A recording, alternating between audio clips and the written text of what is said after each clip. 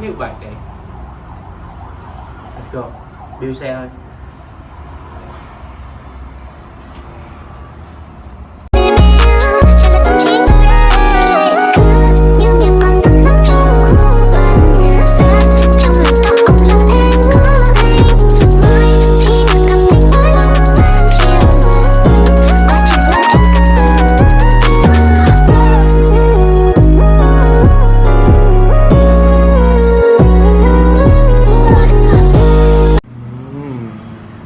Xe đã ráp xong, nhưng mà mình nghĩ là mình sẽ đem ra ngoài trời mình bay check chi tiết hơn. Tại trong nhà mình nhỏ quá, tối nữa. Ok, có gì chờ mình xíu nha. Ok, hôm nay mình sẽ bay check cái xe của mình nha.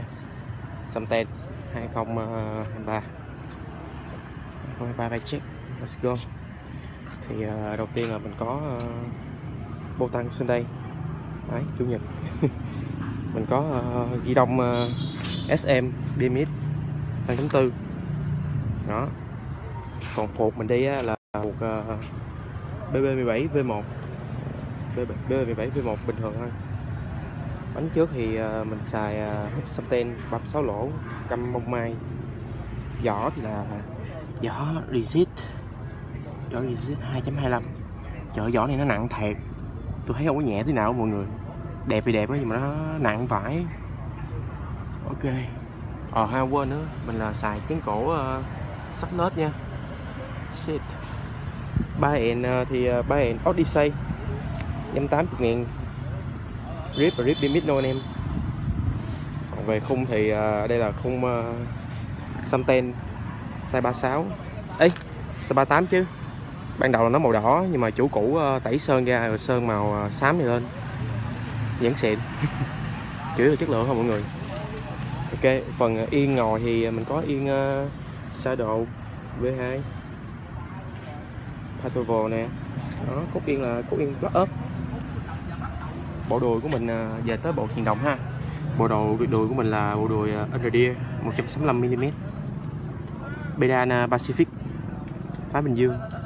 Strap thì là strap gia công. Dĩa hả?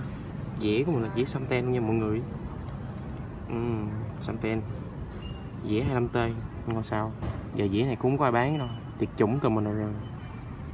Sơn thì mình đi sơn một mắt bình thường thôi. Đùi bên kia thì cũng là đùi ND 165mm Bedan Pacific. Mid là mình đi mid Colony 19mm nha mọi người. Ok. Còn bánh sau thì là húp Samten 9T đó. Căm thì cũng là căm bông mai luôn. Vỏ cũng là vỏ Resist 2.25 luôn. Đó, đây là tổng thể xe của mình. Đây, tổng thể xe Display X2 Đà Nẵng bên là X.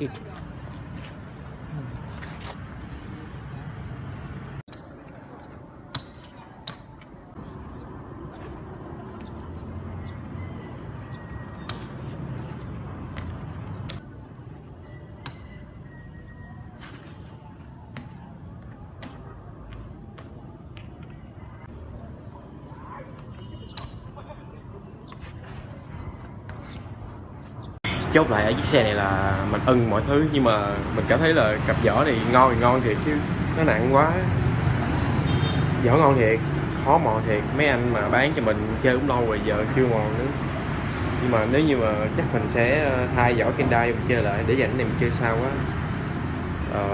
Nói chung là tới đây thôi. Khi nào mình chơi hoặc là mình đi ra với anh em nữa thì mình sẽ up clip tiếp. Bao mọi người have fun. Ching.